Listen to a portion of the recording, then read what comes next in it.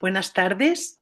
Esta tarde tenemos el placer de estar con un amigo de la Asociación Murciana y luego pues de los componentes de la Asociación Murciana en particular.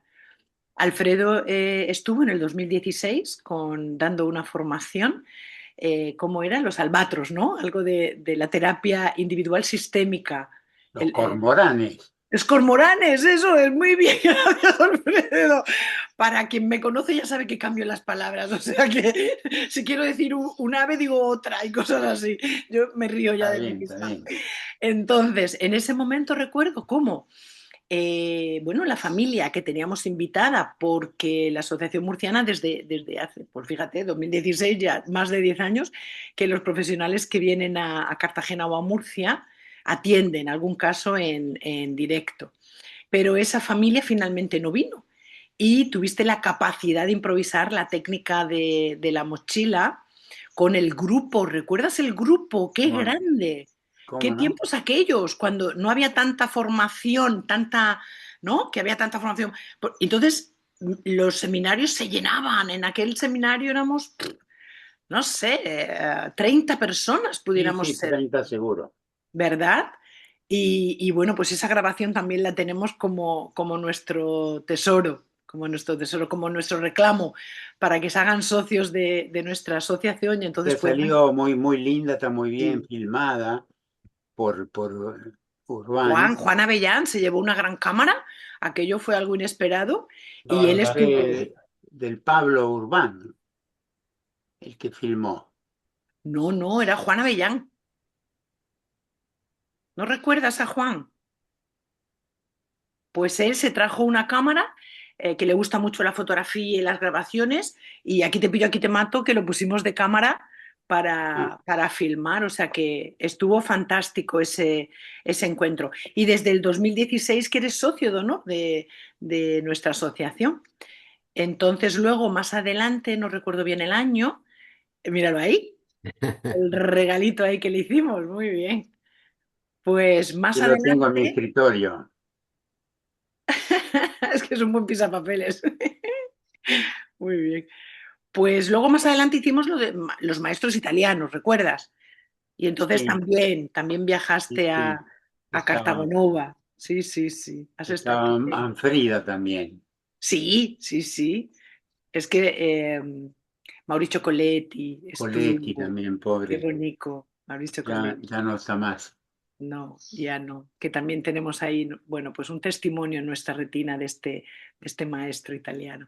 Que aunque no seas italiano, pues ya tantos años allí, nosotras te marcamos en ese, La mitad en Argentina y la mitad en Italia, justo. Muy bien, muy bien, muy bien. Y hoy te tenemos aquí con un proyecto nuevo, que es conocer a los profesionales sistémicos como personas, como psicoterapeutas y en este caso como escritor. ¿Mm? ¿Quién no Mm. tiene tu libro en casa o en la biblioteca de la escuela? ¿Vale? Entonces, bueno, pues si te parece empezamos ya la entrevista. Yo voy a hacer una Desde serie de luego. entrevistas y luego el público que nos acompaña, que yo les pediría que pusieran la cámara, porque así estamos todos más arropados. Hay algunos que están sin cámara, pero pueden ser por diferentes motivos. La petición está hecha y ya ellos tienen la elección. Venga, pues vamos a empezar. Como persona, Alfredo, ¿qué experiencias personales marcaron tu manera de entender las relaciones humanas? Yo creo que fue la conjunción de dos familias de origen, de mi padre y mi madre, que vivían en el mismo barrio, con cuatro hijos casados en las cercanías, cada uno de los abuelos.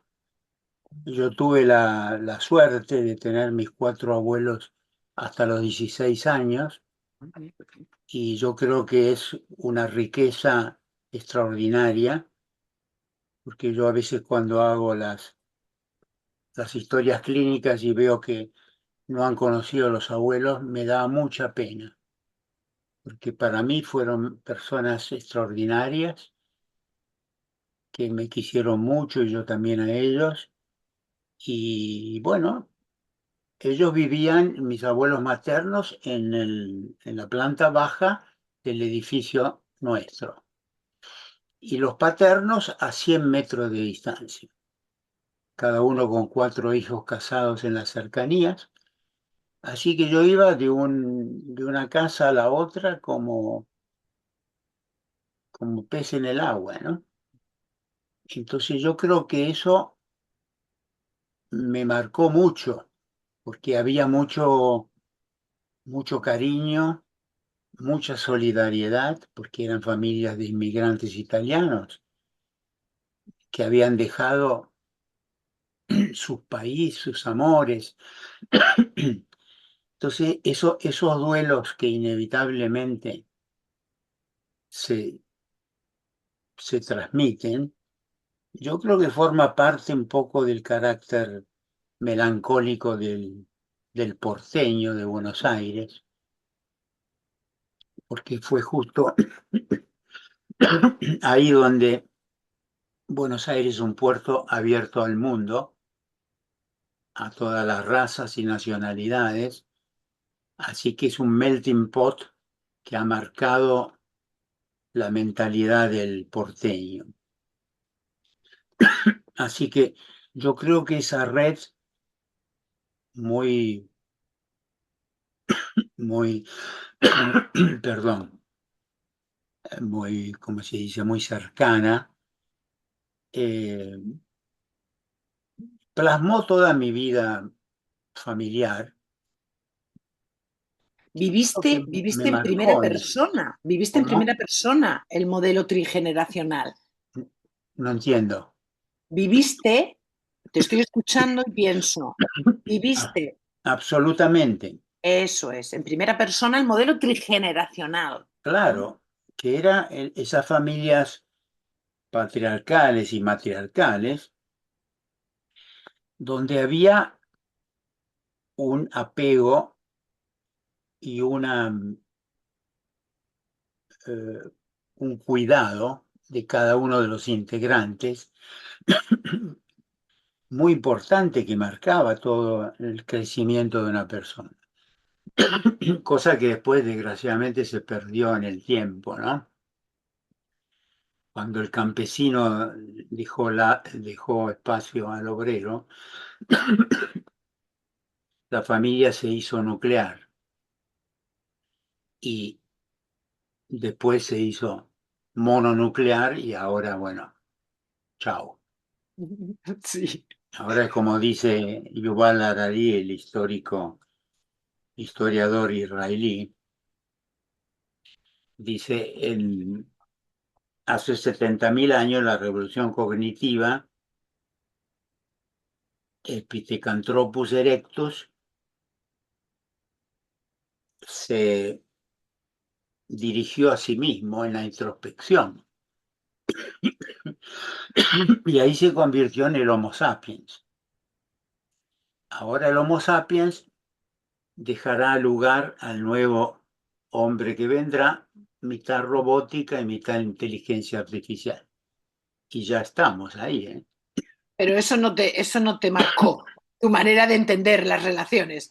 Yo me ¿Cómo? quedo que eso no te marcó, no te marca, es futuro para entender las relaciones humanas. Me gusta mucho lo que estás diciendo, efectivamente, cómo esos abuelos, ¿no? Esa vivencia de las tres generaciones te marcaron a ti para entender las relaciones humanas. Absolutamente. ¿Y cómo gestionas tus propias emociones cuando acompañas en procesos tan complejos, ¿no? A otros?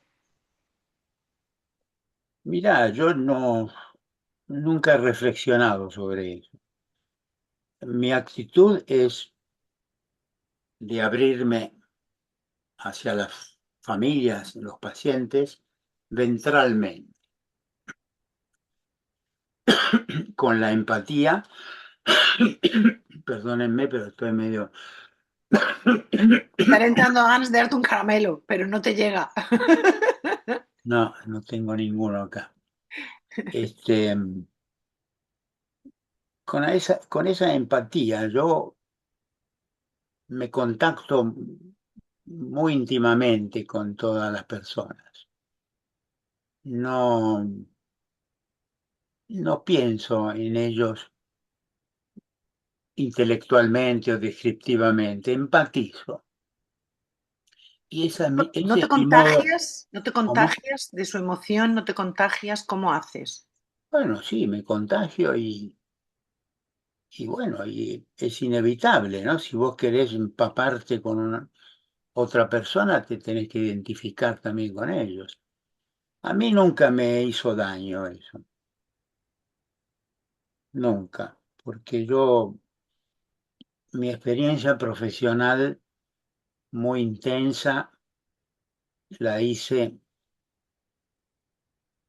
en una clínica que creamos con García Badaraco en el año 68, dedicada a tratar a los esquizofrénicos y sus familias.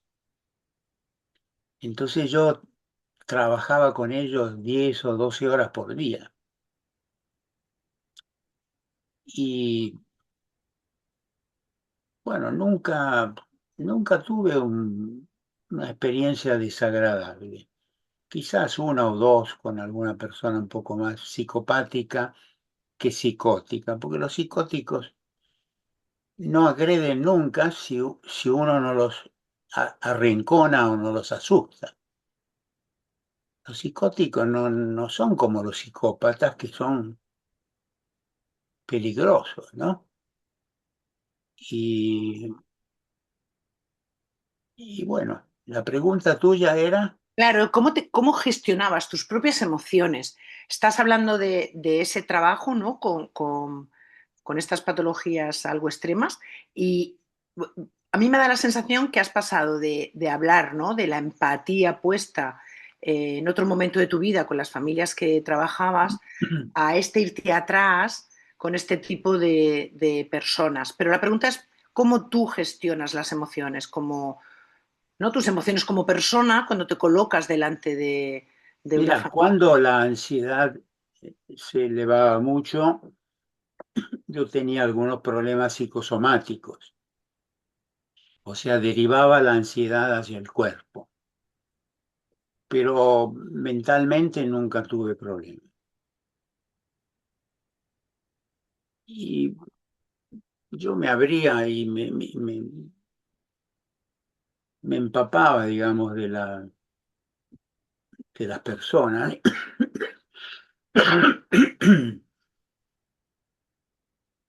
Y creo que, por ejemplo, yo tenía una experiencia en esta clínica,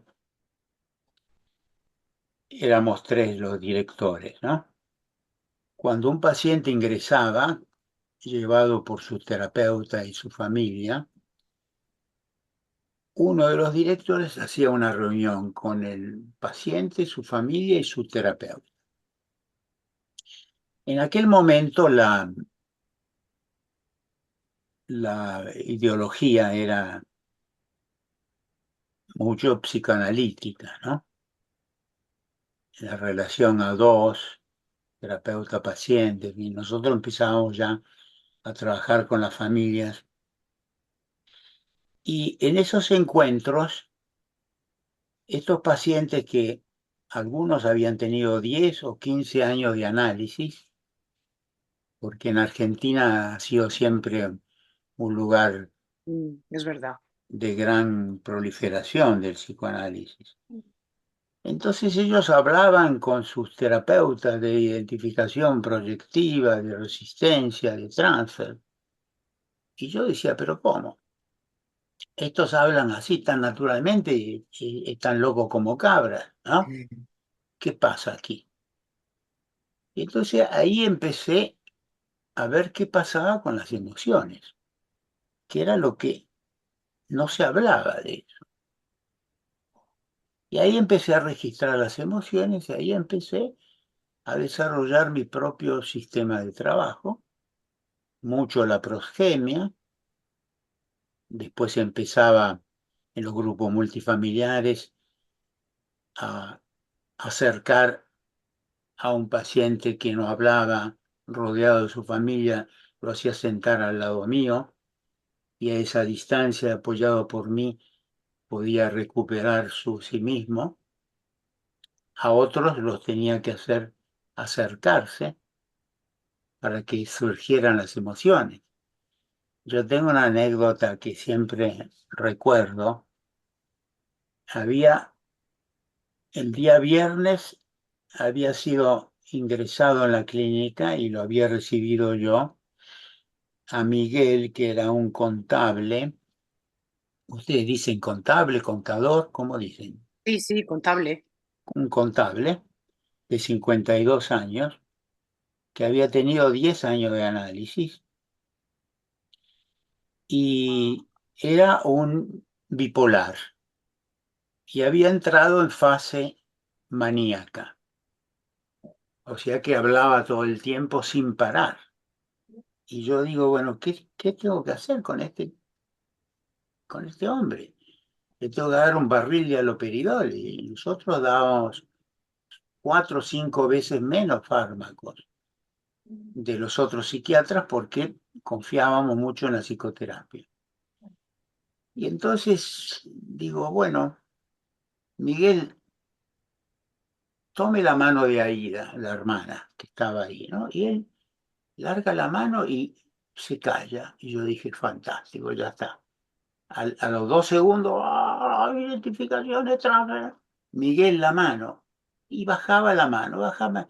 Cuando tomó la mano de Aida, enmudeció por 15 días, como si le hubiera dado un barril de haloperidol. Sí, sí. Pues no te Entonces, había escuchado yo esta historia, ¿no? No. ¿no? Bueno. Bueno, bueno que la contaste. Y Miguel era un descendiente de una familia polaca que se había refugiado en Argentina durante la Segunda Guerra Mundial.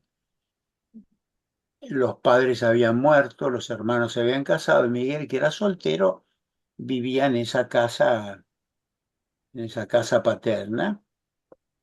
Y bueno, lo primero que hicimos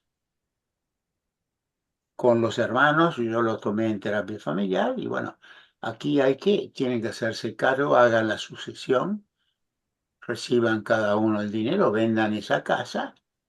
Y así hicieron y él se compró un pequeño departamento no muy lejos de la clínica y ahí él seguía yendo a los grupos externos. Un paciente se internaba, después tenía clínica de día y después hacía grupos externos.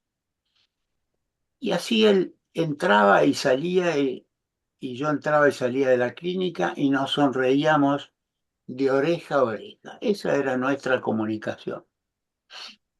Hasta el último día que lo vi, que vino a verme y me trajo un regalo muy preciado por mí. Él, como buen contable, había hecho una síntesis de cada una de las sesiones de Fíjate. los 10 años de análisis y me lo trajo en 4 contenedores, 4, no sé cómo se llaman, Cajas. ficheros, ¿no? Pero, sí, sí. Y bueno, yo lo recibí como un regalo muy preciado, ¿no? Y muy significativo, que era un mensaje también muy claro, ¿no? Que el psicoanalista lo había ayudado hasta cierto punto, Eso ¿no? me recuerda, puedo chivar algo que hemos hablado fuera de pantalla. Mm. Me ha recordado lo del contable, que hemos empezado y tú decías, he contado las formaciones, ¿no? Los seminarios, Ah, los sí. países. Me ha llamado la atención porque hemos empezado hablando sobre lo que tú también has contado. Qué curioso. Sí, conté que tuve 300 seminarios en distintos países y ciudades. Y se me ocurrió anotarlo y dije, bueno, qué lindo, ¿no? Haber podido conocer tanta gente y tantos países. Y Alfredo, ¿qué has aprendido sobre ti mismo gracias a tu trabajo con las familias? He aprendido sobre mí mismo.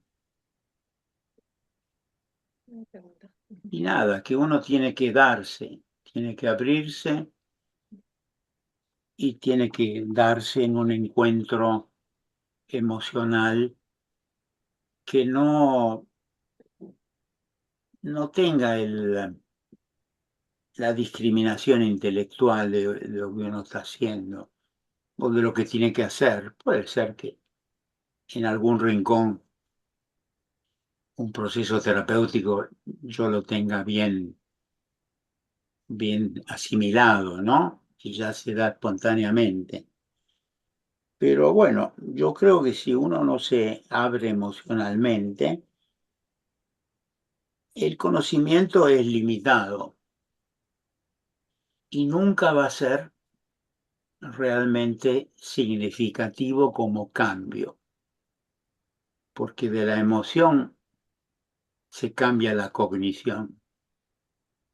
Así que si la gente, desgraciadamente, nuestra sociedad es muy evitante o evitativa, no sé cómo se dice, Las dos, entendemos las dos palabras, sí. bueno, muy evitante. Los terapeutas son también evitantes y sin darse cuenta el hecho de analizar lo que están haciendo los coloca a una distancia que yo creo que no es buena. Entonces yo me meto mucho a interaccionar con ellos y bueno, me he dado cuenta que muchos problemas se cristalizan en las familias, se anquilosan y para poder ayudarlos a cambiar hay que sacudirlos muy fuerte. Y entonces las emociones son el instrumento de cambio. Entonces Ujú. yo he inventado algunas técnicas de expresión emocional que ayudan a ese fluir de las emociones como motor de cambio. Dijéramos que tu trabajo con las familias te ha hecho aprender de ti mismo el cómo tú también estás en la vida, implicándote eh, desde la emoción. Sí, bueno, a mí no me cuesta, porque vos sabés, los argentinos, como yo te decía antes, eh, tenemos esa característica, ¿no? Somos muy emotivos, tenemos muchos amigos. Después de la familia, los amigos son la relación más importante que uno tiene. Y entonces, bueno, ese modo de ser ayuda mucho a la terapia, ¿no? Porque es un modo fluido de hablar de las emociones y cuando yo veo que a veces sobre todo un padre, ¿no? Que son todavía un poco más periféricos, está hablando de algo y se emociona, se le, ¿cómo se dice? ¿Se remueve? ¿Cómo? ¿Se remueve? No, no, se emociona y la voz ¿Se se le le, quiebra? se le quiebra un poco. No pasa un milisegundo que la esposa o un hijo toma el micrófono como diciendo, vamos, recuperate que yo en tanto lo mantengo ahí. Entonces yo lo paro y digo, no, no, un momento. ¿Qué sentía en ese momento? Y cuando ahí se abre y me dice algo, yo me zambullo y entro en el sistema emocional de la familia. Pues eso es lo que dice de ti, Alfredo, que tú también te embulles emocionalmente en las cosas que vives. Te zambulles. Absolutamente. Y si no, no habría modo. Sí. ¿Cuántos nietos tienes? 6. ¡Seis! 6. ¡Guau! ¿Y eres un abuelo extraordinario, como fueron tus abuelos contigo? Yo no sé tanto porque no los tengo cerca. Ay, Están a 120 kilómetros. Y yo voy, por ejemplo, mañana voy al cumpleaños de uno de ellos, pero no es tenerlos, yo los tenía abajo de mi claro, casa. cerquita, Yo todos los días los veía y los veía cocinar juntos. Los cuatro abuelos cocinaban juntos, las dos parejas. Es que Era una cosa eso es preciosa, que es ¿no? extraordinario, pero verdaderamente, Alfredo. Precioso, precioso. Sí, sí, Y mi sí. abuelo, el materno que estaba abajo de casa, era un gran lector y era socialista un poco anárquico. Entonces tenía amigos que lo venían a visitar y contaban historias de todo eso y bueno, yo las oía de chico y me encantaba. Y el abuelo me ayudaba a construir juguetes de madera y para mí fue una persona muy importante. Ujú. Un lujo. Pero sí, tienes razón. Ahora Sí. es difícil que los nietos estén cerca de los abuelos o los abuelos de los nietos, da igual. Desgraciadamente es una Kilómetros pérdida están ahí. enorme. Y Alfredo, como psicoterapeuta, vamos allá. Sí, Qué patrones familiares ves repetirse con más frecuencia o has visto? No sé si a día de hoy pasas consulta. sí, ¿Ah? un par de días por semana todavía lo hago. Ajá, vale, vale, tomo buena nota, tomo buena Mira, nota. el año pasado, a fin de año, dije, bueno, 60 años de médico, 55 de terapeuta, va, me voy a jubilar. Y cerré el consultorio. Y el mes siguiente estaba deprimido. Me dice mi mujer, pero no me sentía bien y ella me dice, pero estás deprimido. Y sí, estaba deprimido. Así que volví a alquilar el consultorio de un colega un par de días por semana y a ver algunos pacientes y se me pasó enseguida. Pues voy a tomar nota yo también. Esto de No, no, jubilarse porque no cuando está uno tiene claro. una vocación como es esta, porque sin vocación esta profesión no la podés hacer. Sí, es así. Cuando uno tiene una vocación muy grande, si no se cumple esa vocación, se te vuelve contra, Sí, sí. ¿entiendes?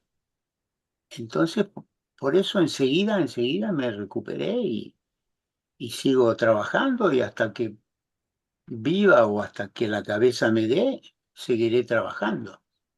Pues entonces mi pregunta está entonces bien hecha, ¿no? Y es ¿qué patrones familiares ves repetirse con más frecuencia en consulta hoy en día? Bueno, hoy en día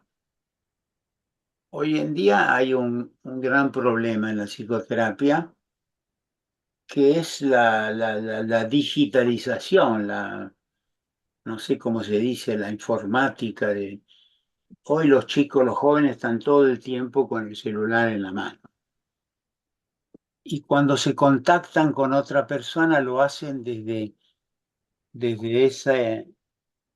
desde un avatar, desde la persona que querrían que fuera, no como realmente son. Entonces ahí ya hay un problema grande. Después, en cuanto a los problemas que traen, generalmente son muy parecidos, ¿no? Son problemas de uno de los hijos que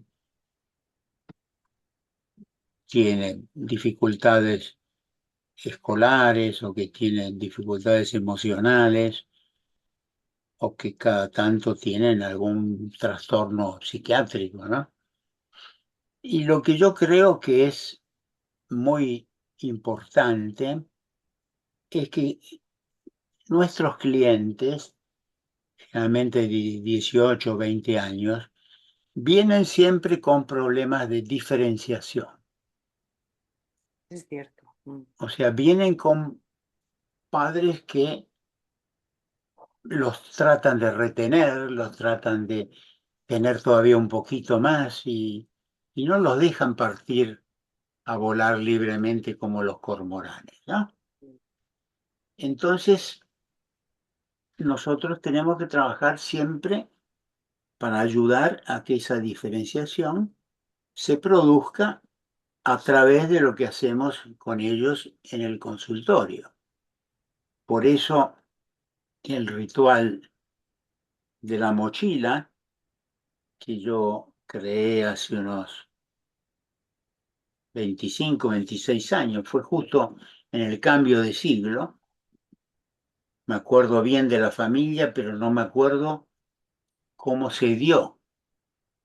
Empecé a, yo había hecho un taller gestáltico en mi formación y bueno, las emociones siempre me interesaron, los hacía accionar y ahí de repente surgió esta creación, como surgen siempre por una acumulación epigenética de cosas, pero el acto creativo es espontáneo.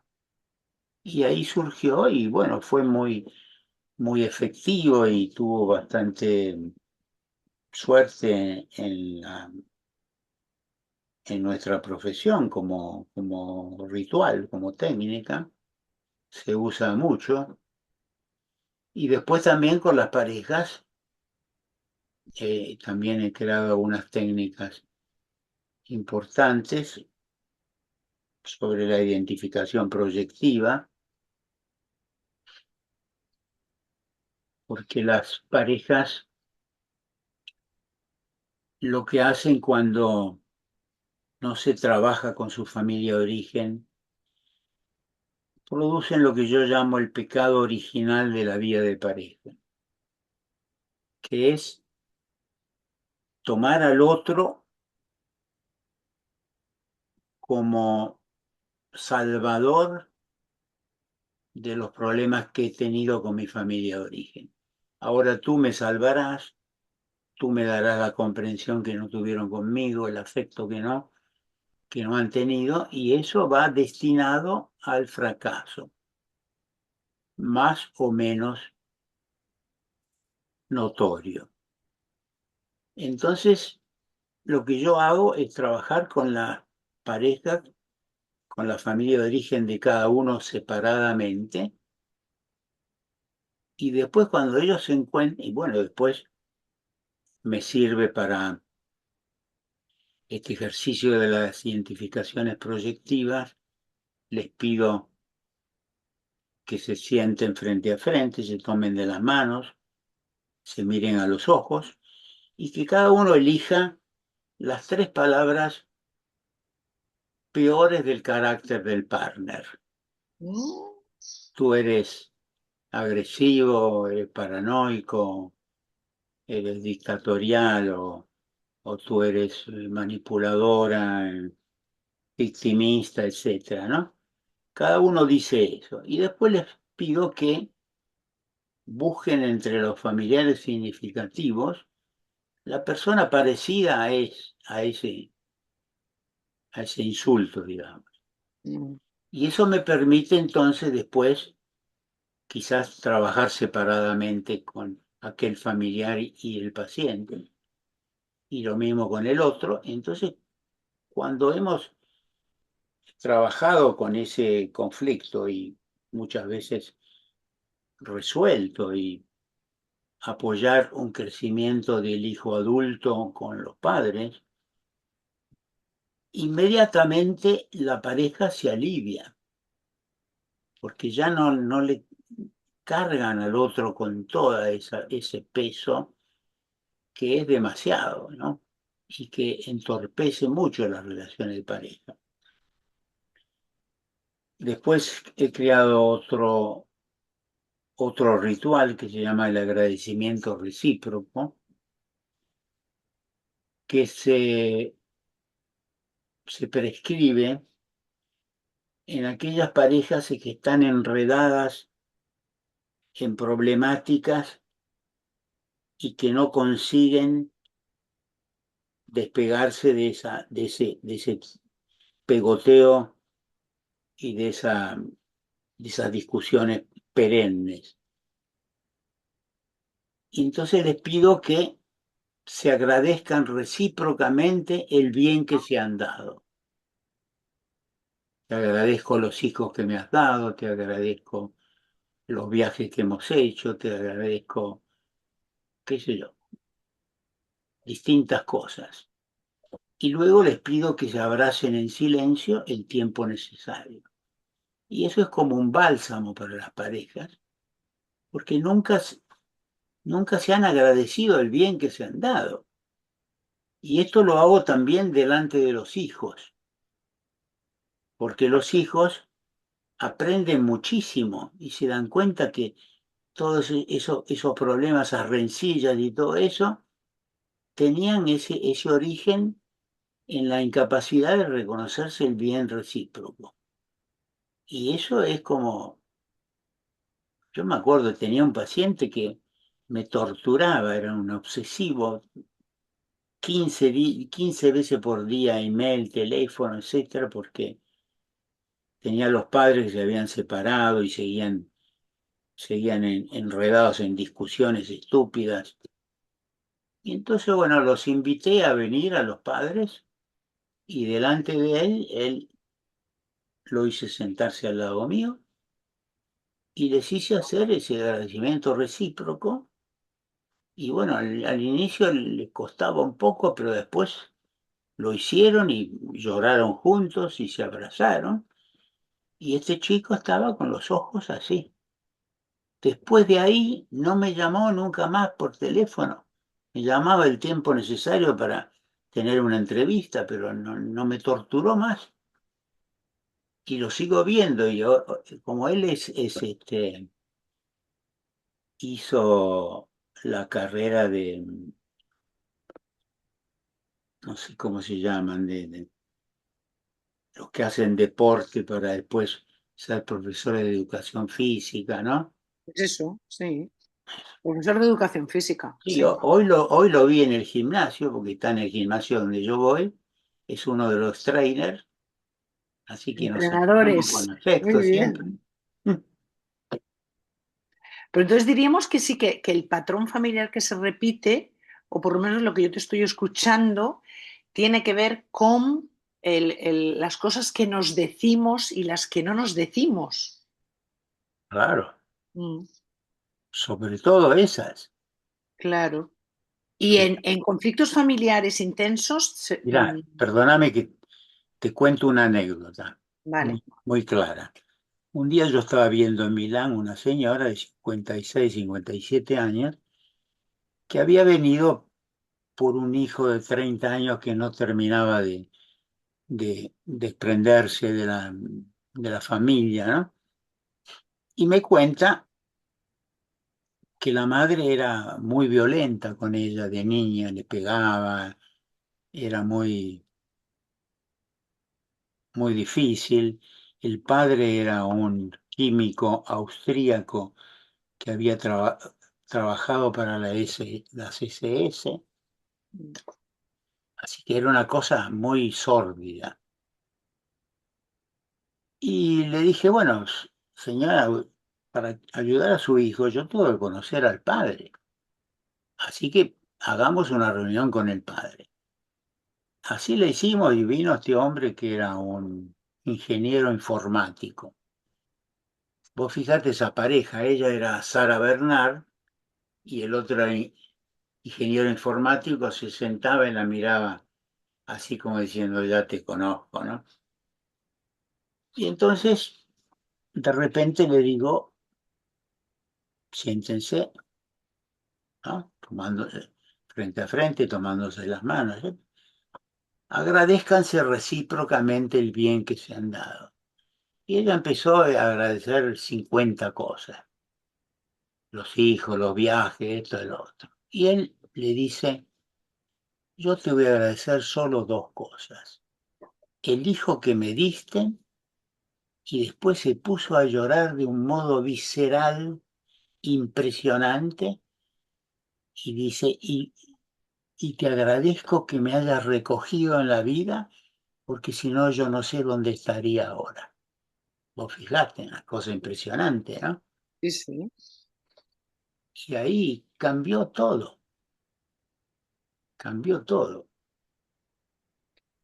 Entonces, desde, a ver, desde tu punto de vista, en conflictos familiares intensos, ¿qué suele ser más difícil, escuchar o ser escuchado?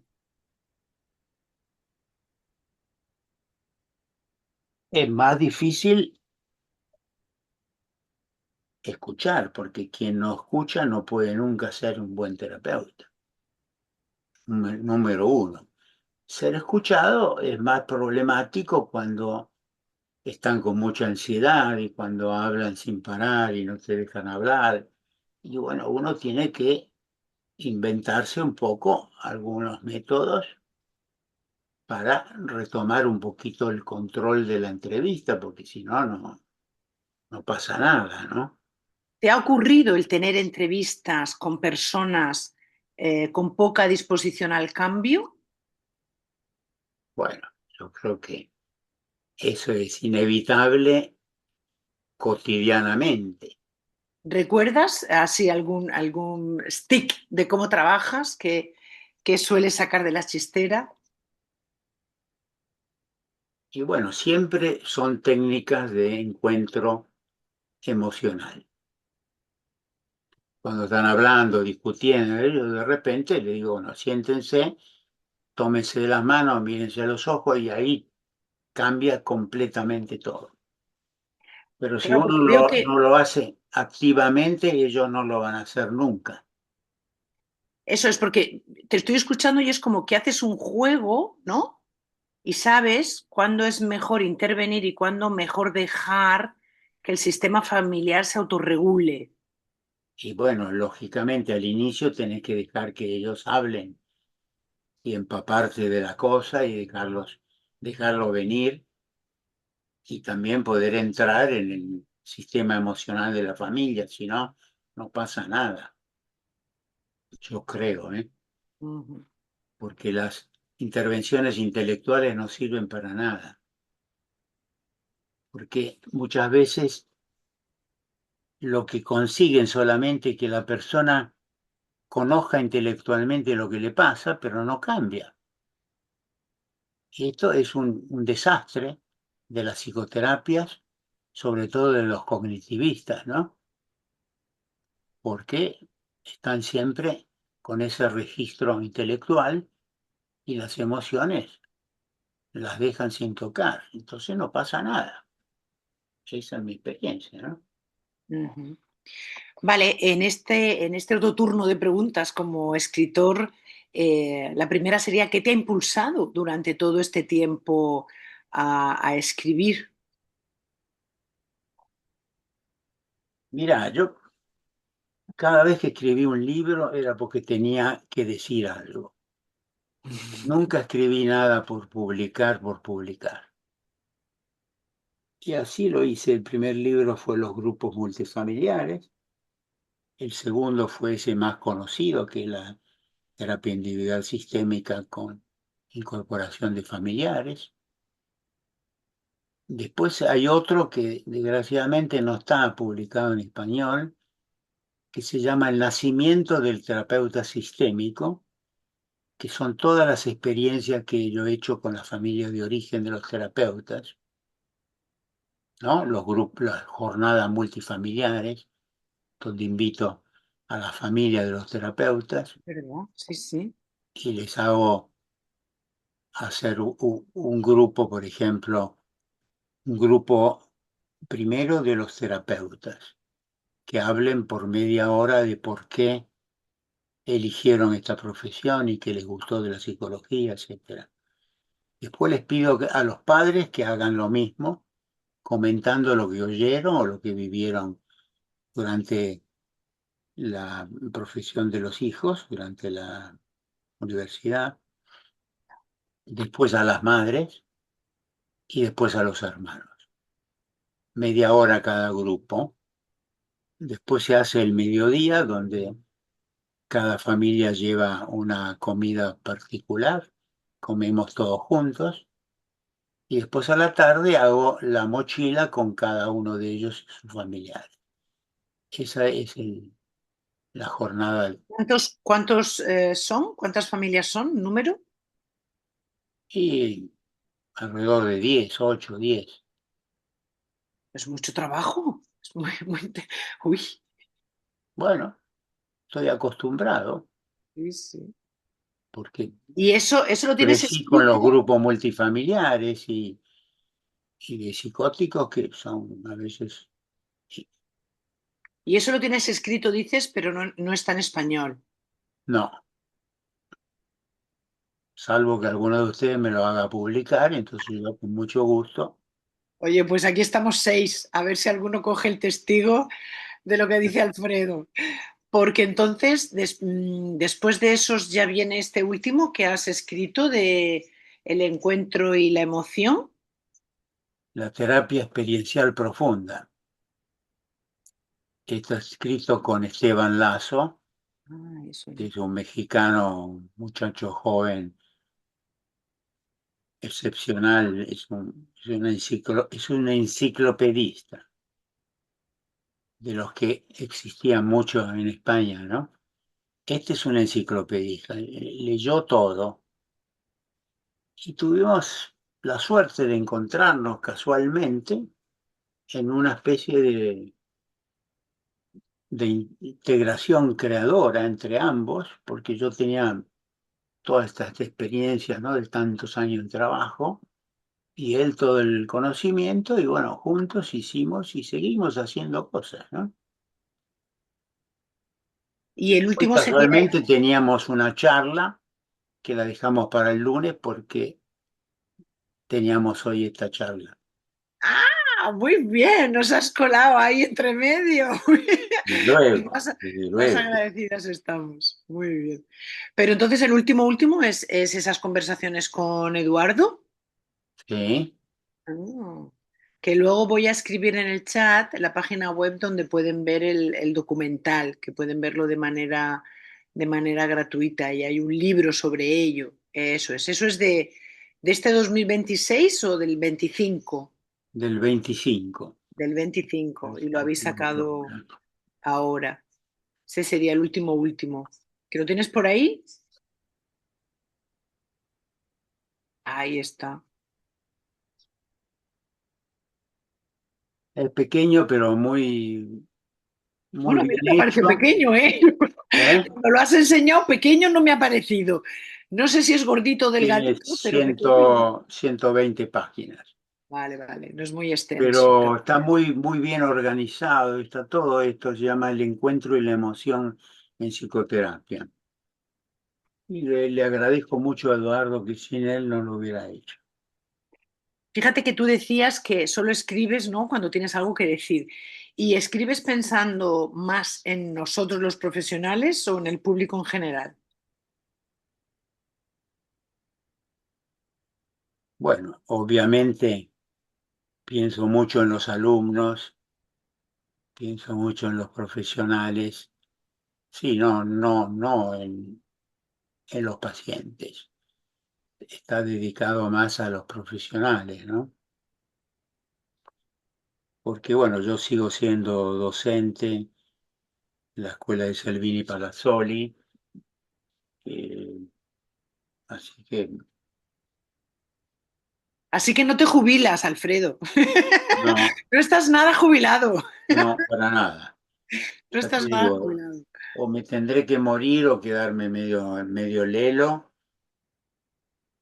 no sé cómo se dice en español, pero medio tonto. A veces me pasa un poco, ¿eh? Me empiezo a olvidar de algunas cosas, pero bueno, todavía tengo el ejemplo de... Eres de los profesionales que piensan que todas las familias pueden sanar o hay límites reales? Obviamente hay límites, pero todas las familias pueden sanar, sí, absolutamente. Yo creo en eso, trato de ayudar a que eso pueda hacerse lo mejor posible o lo más que puedan hacer, que ya es tanto, ¿no? O sea ¿Qué que, opinas que hay una tendencia actual a psicologizar los conflictos cotidianos? bueno, actual, yo siempre he visto eso. En Buenos Aires, hace años, no sé, ahora debe haber muchos más, hay 35.000 psicólogos en Buenos Aires. Madre mía. Fíjate vos, ¿no? Que no se jubila ninguno, claro. Claro. Además, yo creo que Y van ahora debe haber aumentando. 50.000 debe haber ahora, porque esto hará 30 años. Y bueno, fue siempre un lugar muy, muy importante de la psicoterapia en el mundo, porque hubo una confluencia astral, porque después de la Segunda Guerra Mundial muchos terapeutas judíos huyeron de Europa y muchos se refugiaron en Argentina, donde ya alguno de ellos había ido y bueno, se hizo un, un grupo, no sé, un lugar, digamos, importante de, del ejercicio de la psicoterapia y bueno, ellos ayudaron mucho a tener sus propios alumnos y también hubo un argentino muy importante para mí, yo creo, para la psicoterapia argentina, Enrique Pillón Rivière, que era un hombre eh, muy inteligente, que había hecho mucho por promover la psicoterapia. Ya en el año 48, cuando era practicante en el hospicio, decía, la familia avanza al paso del más lento, o sea, la homeostasis, ¿no? Ya hablaba de eso. Y con él le pedí una vez una supervisión, en un caso de esos únicos que te suceden en la vida. Un amigo mío, un compañero de facultad, me mandó una amiga suya que se había enloquecido después de la muerte en un accidente automovilístico del marido, que había quedado viva con 5 hijos y los desperdigó por casa de parientes y de amigos y empezó a salir con hombres, a beber, etcétera. Y entonces la familia me contactó que la querían internar de por vida porque era una persona de moralidad dudosa. Lógicamente yo me opuse y ahí se cortó la consulta después de 2 sesiones. Pero ella por suerte tenía una tía, era en realidad una prima de la madre, Chichita, que había tenido una vida muy particular. Cuando ella tendría 10 o 12 años, la madre, víctima de una depresión grave, cometió un crimen altruista, ¿no? Como se llama, en ciertas depresiones graves, los pacientes matan a los hijos para protegerlos, para defenderlos. Y ella, la madre, la había envenenado a ella y a la hermana y a sí misma. Murieron la hermana y la madre y ella se salvó por milagro. Entonces dedicó toda su vida a ayudar a la gente. Y empezó a ayudarla a Gloria mucho y venía a las reuniones de familia que hacíamos con ella y con un eh, abogado amigo que también quería ayudar y bueno, que por hobby criaba perros de raza. Y él dijo en un momento que las perras con cría, cuando se ven amenazadas, matan las crías para defenderlas. Y ahí se me encendió la lamparita. Me di cuenta que es lo que estaba haciendo Gloria, ¿no? Así que bueno, empecé a tratarla, era muy difícil tratarla porque a veces venía al consultorio y se quedaba fuera de la puerta hasta medianoche, en fin, era muy difícil, pero bueno, poco a poco fue mejorando y al final, bueno, al final se curó. Recuperó a 4 de los 5 hijos, sacó un crédito del banco hipotecario, compró un departamento y se fue a vivir con ellos. Y yo yendo a Buenos Aires, a veces, una vez estaba almorzando con este amigo que me la había mandado, y la esposa que era amiga de ella, porque vivía en el mismo barrio, me dice, vos sabés que dice, Gloria siempre te manda saludos, tiene un recuerdo tan bonito de tuyo, etcétera. ¿Por qué no la llamás? Me dice. Y yo la llamé 40 años después. Tuvimos una hora de charla por teléfono, me contó toda su vida, la vida de los hijos, ¿eh? Estaba perfecta.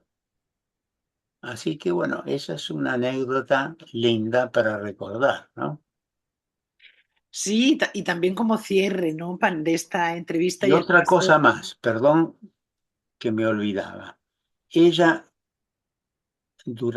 tenía esa relación de amor-odio con la madre, muy complicada, la madre era durísima, pero ella hablaba siempre de mamana, mamana era la madre de la madre, Ah. la abuela materna que ella quería mucho.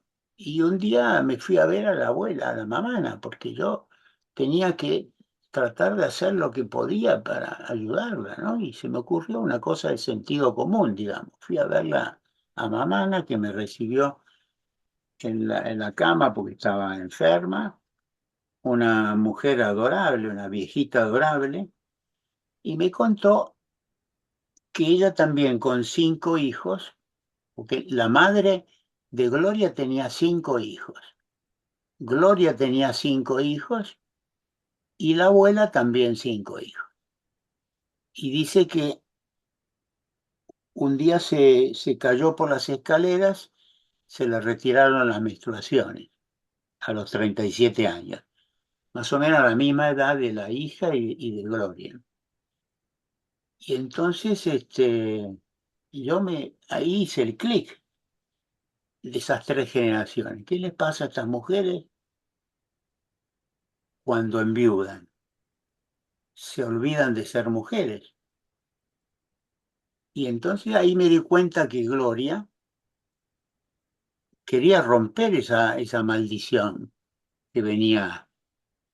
Y efectivamente lo consiguió, porque ella después se volvió a casar, tuvo otro hijo y bueno, se curó, ¿no?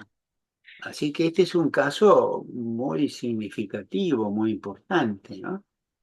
Las tres Por eso generaciones. decía que me parece que es un buen final, ¿no? De lo que es la entrevista más estructurada y damos paso al público, a los oyentes que están aquí con Desde nosotros, luego, pues a ver qué quieren comentar, qué quieren decirte o qué quieren preguntarte. con mucho gusto. Estamos aquí todos. Bueno, somos cinco, estamos en pantalla, pero sé que hay seis, una séptima se tuvo que marchar antes. Venga, abrimos micrófonos, que estamos aquí en Petit Comité y además amigos, que veo que Miguel Ángel se ha conectado y amigos conocidos. Pero bueno, Juan Carlos ya sí, ya me copia tu cara y que eres de Extremadura, ya no te pasas una, ¿no? Que te saludemos. ¿Y Miguel Ángel de dónde eres? Miguel Ángel, abre usted el Sí, micrófono. sí, sí, de Madrid. De Madrid.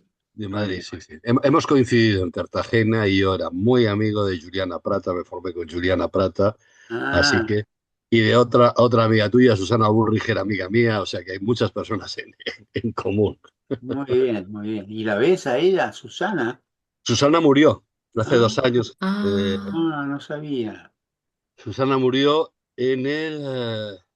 eh, murió antes que Juliana. Juliana yo creo que murió en el 23 y Susana debió morir en el 22. Bueno, Pero, Prácticamente con un año de diferencia. mm, pues agradezco a Miguel Ángel que se haya conectado y también agradezco a este grupo que está ahí, yo creo que Murcia, ¿no? Eso, Sí. eso. Algunos son, algunos son socios de nuestra asociación y siempre David, me gusta Sí, mucho bueno, verlos. pero Que, no, no, asistente a la jornada, y sí, sí, los tres estuvieron ahí. qué bien. Entonces, bueno, los que habéis estado toda la entrevista, aunque Miguel Ángel puede preguntar lo que considere, venga, a ver qué le decimos qué le decís a Alfredo, que yo ya pregunté bastante. bueno, yo como me mencionaste, no tanto preguntar porque tuve que llegué tarde a poderme conectar. No, a ver, lo que sobre todo quiero es agradecerle el trabajo de muchos años y la utilidad. Uno de los seminarios que yo imparto en nuestra escuela, soy el presidente de una asociación, la Asociación para el Estudio Sistémico de la Familia y otros Sistemas Humanos, es sobre la psicoterapia sistémica individual, ¿no? Entonces yo creo que una de las aportaciones, aparte de lo que dijo Alfredo, es el libro de la inclusión de familiares significativos. Yo creo que es aportar algo, es una ampliación más de la lente, que yo creo que es el trabajo que hacemos. Entonces, más que nada, como llegué tarde, agradecerle. Yo ya había escuchado a Alfredo con el ritual del agradecimiento, que me parece realmente una auténtica, iba a decir ruptura, una auténtica salida terapéutica, no sé cómo decirlo, sí. Gracias, muchas Me gracias. parece que es extraordinariamente útil, así que poco más, porque he escuchado este final de la paciente grave y bueno, ayer me preguntaban en mi grupo de supervisión y con esto me callo, bueno, pues precisamente esto, ¿no? Decían, con un caso dificilísimo, pero ¿qué se puede hacer? Pues a veces, bueno, lo único que uno puede intentar hacer es una apertura terapéutica. El trabajo es un trabajo coevolutivo y hasta ahí llegamos, ¿no? Iba a decir antes, eso, lo que has aportado como por ejemplo, el ritual del agradecimiento como una apertura terapéutica. Ahí vamos. Pero en contra de lo que se piensa, de que la psicosis es absolutamente inmodificable, etcétera, etcétera. He trabajado más de 30 años en un hospital de día con trastorno mental grave y depende del momento en el que intervenimos. Nada más, muchas gracias y ya he hablado demasiado. Gracias a ti, gracias. ¿Y los jóvenes? Jóvenes. Los jóvenes tienen una pregunta también. Adelante. Hola a todos. Pues nada, un placer para empezar. Muchísimas gracias. Sí. Hace poquito estábamos comentando sobre el ejercicio de la mochila. Yo leí hace poquito el libro y yo que trabajo con niños y con adolescentes, ¿no? Pues bueno, considerando súper interesante el ejercicio, no me preguntaba cómo poder utilizar eso pues con gente más joven que quizá todavía tiene ciertas dificultades, ¿no? Para acceder a esas herencias que no son materiales, ¿no? Sobre las No, no, características de los no se padres. puede, no se No se puede, puede. Ujú, no, porque hay que hacerlo en el momento de la diferenciación, ujú, se da generalmente a los 17, 18 o 20 años. ujú, Hacerlo antes no tiene sentido porque se puede hacer todo lo que uno quiere, bueno, pero ujú, a mi juicio no tiene sentido porque ujú, lo vas a hacer prematuramente y vas a abortar algo que ujú, naturalmente tiene que darse en una edad distinta, ¿no?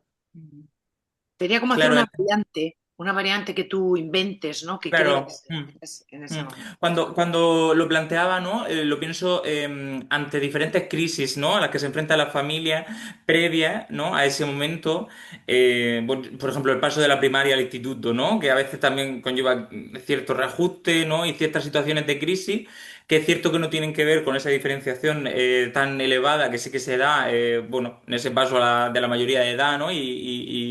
Que coincide muchas veces con el salir de casa, ¿no? Pero a veces las familias Pero se enfrentan a otras hacerlo crisis más pequeñas. con un niño o una Mm, niña que no tenga esa edad, se asustan. Dice, ¿cómo me van a dejar sin padre, sin protección, etcétera? No, ujú, no puede funcionar. ujú, Si uno lo quiere hacer, lo va a hacer porque, bueno, inventamos cualquier cosa, pero hay que ver lo que es ujú, pertinente. Y en este caso no lo es. ujú. ¿Comprendes? Sí, ¿Has sí. podido, David, has podido ver la técnica de la mochila que tenemos en la web? No. Lo digo porque tú sí que eres socio y el acceso es, tú sí puedes tener Mm, acceso a esa grabación y poder verla, ¿no?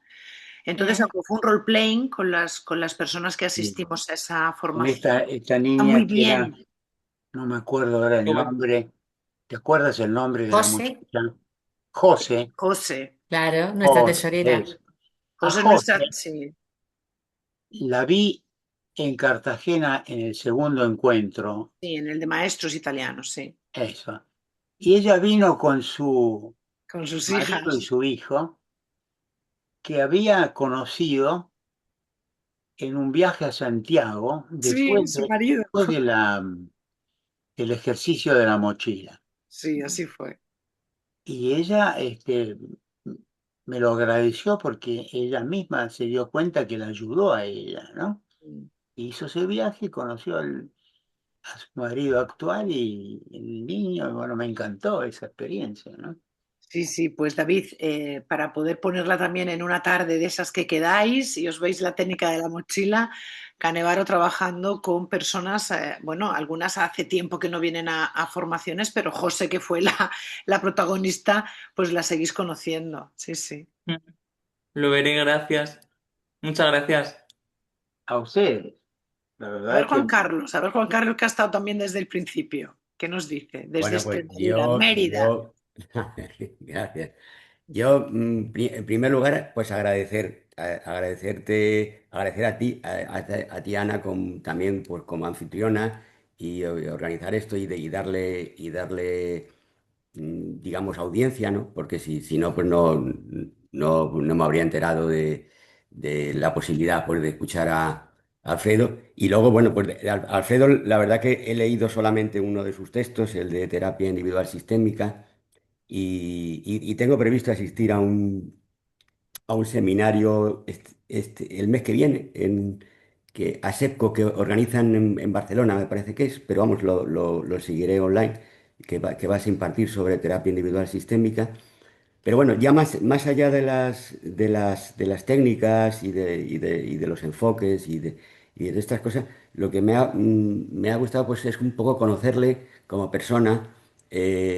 conocerte, Sí, conocerte como persona y conocer pues un poco tú también a nivel como profesional, tu vocación, con la edad que tienes, no sé la edad que tienes, pero seguir. Lo puedo decir, Bueno, Alfredo? no, sí, no hace falta que lo diga. Yo, 87. yo estoy, yo soy un poco más joven, pero estoy también cerca. Ya, y es cierto que cuando algo te apasiona o te tienes vocación, es difícil dejarlo, porque cuando lo dejas es como si te faltara algo. Y creo que en eso me identifico con el maestro Canevaro. Y la verdad que me ha gustado mucho y me ha resultado muy agradable esta charla, esta reunión, aunque haya sido, y además en pequeño comité, que ha sido como muy familiar. Sí, sí, sí. Gracias, Juan Carlos, muchas gracias. Pues ya no se me olvida la edad de Canevaro porque coincide con la de mi madre. Entonces me ha encantado. Porque digo, bueno, es que uno de mis padres sistémicos es él, así que me ha gustado No, mucho que yo coincidiera. estoy casado, ¿eh? Sí, sí, está casado y además No me quieras se hacer me ha ningún olvidado el gancho nombre de tu raro, mujer. ¿eh? ¿Cómo se llama el nombre de tu mujer? Que se me ha olvidado. Sandra. Sandra. Sandra estuvo en Cartagena. Sí. Tuvimos la suerte de conocerla y hacer una pareja mejor imposible. En fin, Bueno, son yo sí 50 quería y comentar, fíjate que la técnica de la 54 mochila es años. algo que he podido usar en terapia y, bueno, es impactante. ¿Qué cosa? La técnica de la mochila yo sí la he Ah, usado, la tengo en cuenta y quizás la hacía más al principio, fíjate, es algo que quizás se me ha ido yendo, pero funciona, es algo que realmente es muy válido. Lo que aún no he usado es el tema con las parejas. Voy a ver si me pongo las pilas en leer estas cosas que estás contando y ahora que tengo así más número de trabajo con parejas, pues llevarlo a cabo. Mm. ya una pequeña anécdota que, bueno, me surgen tantas cosas, pero en una colega que tiene un centro de terapia familiar cercano a donde yo vivo, eh, me pidió una consulta con una pareja que se habían separado con dos niñas de 10 12 años y cada uno de ellos había iniciado una causa penal contra el otro, ¿no? Ella por violencia, él por abandono del hogar, en fin. Y bueno, hicimos en un momento determinado, les hago hacer este ejercicio delante de las hijas y no era fácil, ¿no? Porque con causas penales, imagínate.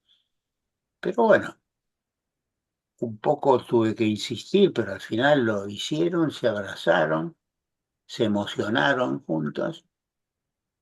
Y la cosa más importante fue que la semana siguiente cada uno de ellos espontáneamente quitó la causa penal contra la opinión del abogado. Así que para mí, mejor resultado que este, imposible, ¿no? El abogado se oponía, pero ellos quitaron la causa penal. Y eso me pareció fantástico, ¿no? Mm, así es. Alguna otra vez que nos veamos les puedo pasar, bueno, no, el video lo tengo en italiano, pero se puede entender. Muy bien, Solo Pues una sí, te cosa, agradezco. Alfredo, solo ¿Eh? decirte una cosa, te acabo de mandar el obituario de Susana que redacté. Espero que lo puedas abrir. Ah, Te lo he mandado al correo. Y el dato era erróneo. Juliana muere en enero y Juliana Prata y Susana en febrero, en marzo. Todas las dos en el 22. Nada del más. mismo año, mira vos. Bueno, Gracias. gracias por la información, me da pena, pero bueno. bueno, pues yo creo que queda. No sé si Conchi quería decir algo, no sé si hablaste, me he perdido un poco. Vale. No, yo dar las gracias porque de nuevo vuelvo a tocar con esa parte que a mí a veces que me cuesta como, aunque hay cada vez más estudios, ¿no? Pero la presencia, lo importante de la presencia y el acompañamiento y el poder colocarte cerca de la persona a la que atiendes, porque yo trabajo en servicios sociales, soy trabajadora social bueno, pues al final la relación terapéutica desde ese lado, ¿no? De la ayuda, la relación de ayuda con la presencia. Y estar en Claro. conexión con tus emociones, con lo que te mueve la historia de las personas, lo que te Bueno, hace pero vos vibrar, me parece que fíjate es todo lo que fundamental. podés ayudar de tu rol, ¿no? Sí, sí, y cuanto más mayor casi que mejor, porque ya hago escapes y no doy cuenta a nadie. O sea, quiero decir, esa parte en la que ya casi que te da un poco igual la normativa de la institución y va haciendo pues lo que tú ves, ¿no? Que necesita y que hace falta. Un trabajo más cómodo, más fluido, más flexible, sí. Yo Sí. creo que si abrimos los micrófonos y damos un aplauso a Alfredo, creo que el cierre ya es un broche de oro. Bueno, muchas gracias. A Muchas ustedes gracias. también, ¿eh? Que me han permitido expresarme, ¿no? Muchas gracias. Gracias a ti. Es Muchas siempre, gracias. Un siempre fuerte un abrazo. placer. Gracias, Alfredo. Gracias a todos, gracias a todos. Mucha suerte. Adiós. Gracias. Adiós.